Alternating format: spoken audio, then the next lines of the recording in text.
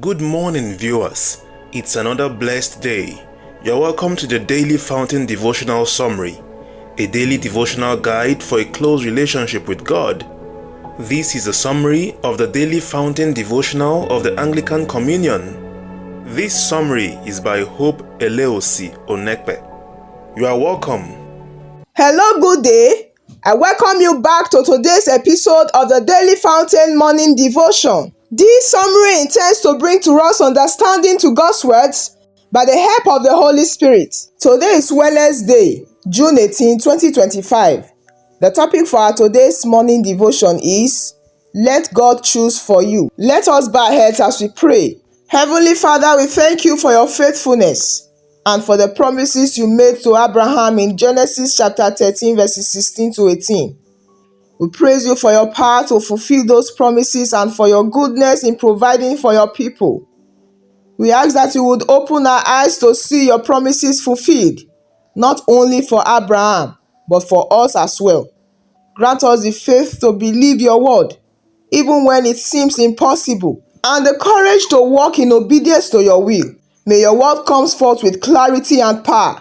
May your Holy Spirit move in the hearts of all who hear, leading them to trust in your promises, to walk in your ways, and to experience your blessings, knowing that you are able to do exceedingly, abundantly above all that we ask or think.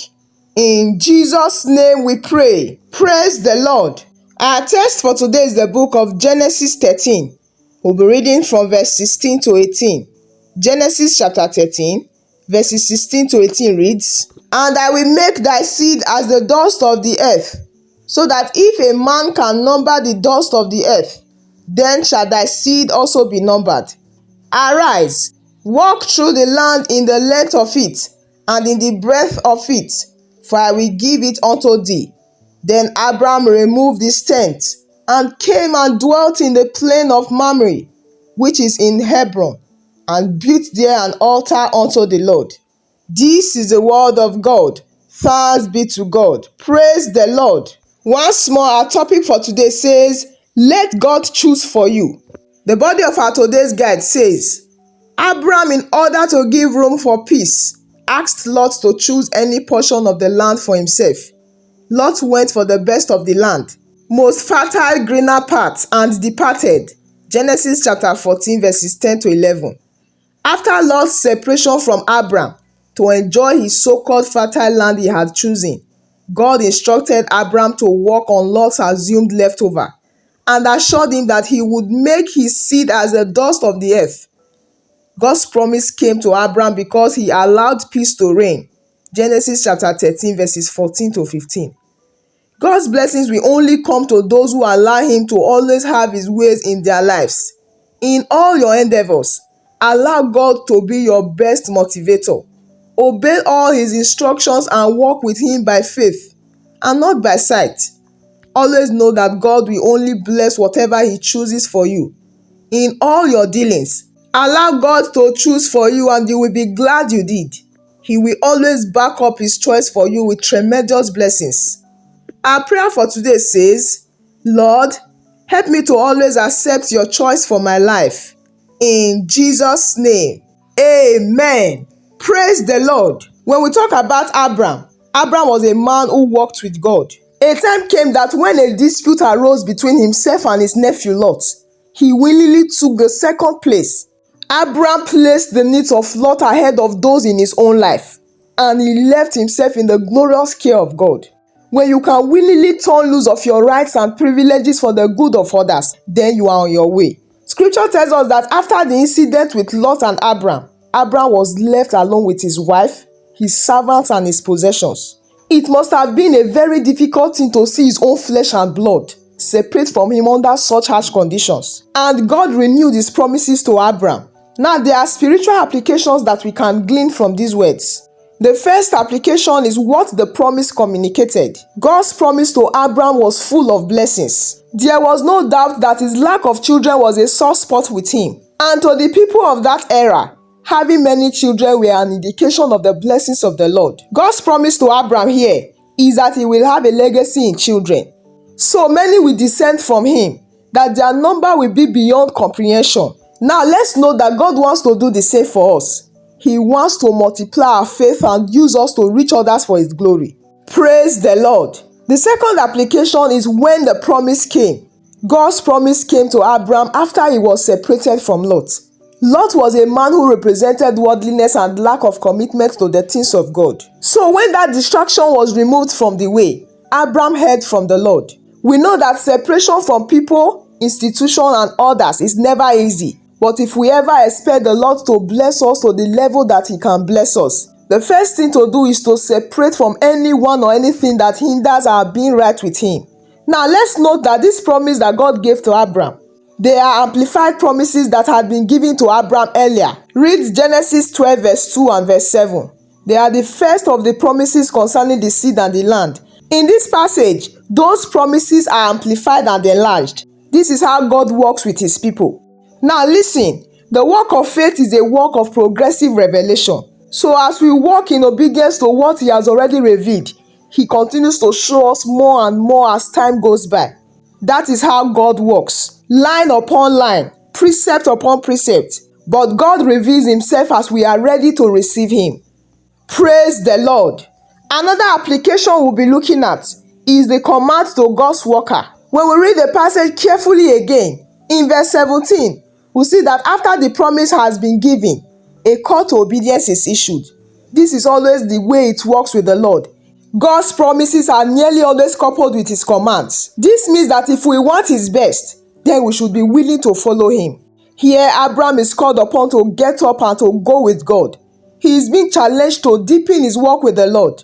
Now, let's note that as children of God, God is simply looking for us to walk with Him.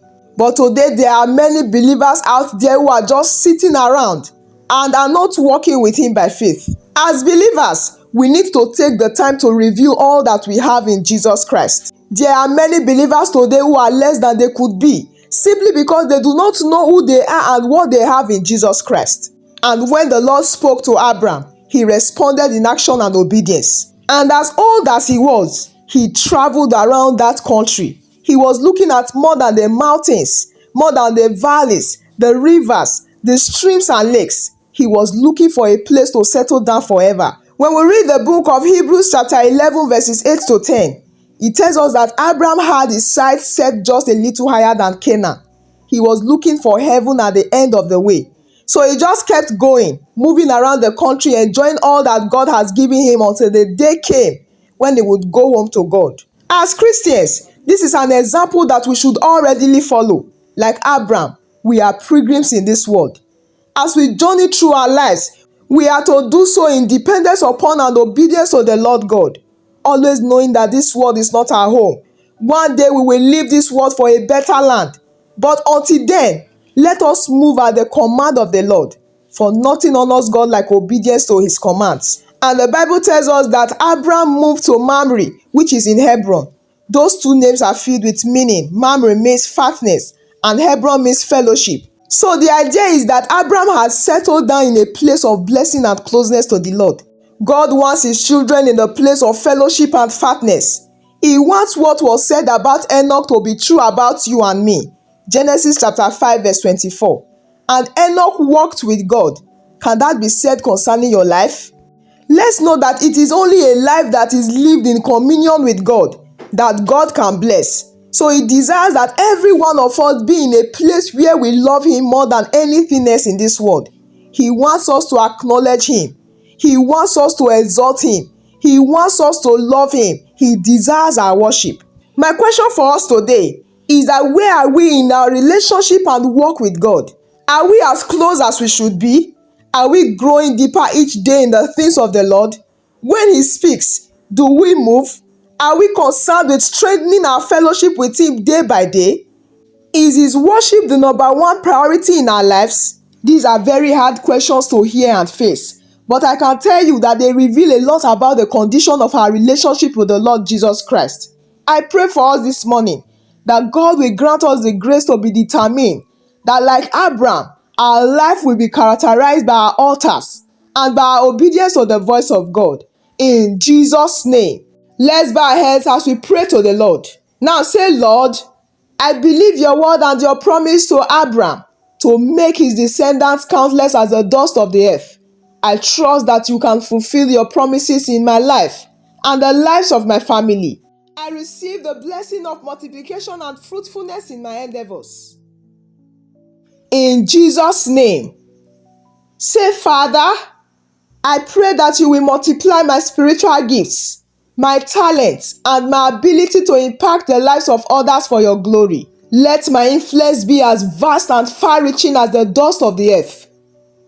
In Jesus' name, say, Lord, I pray for an increase in my resources, my finances, and my ability to provide for my family.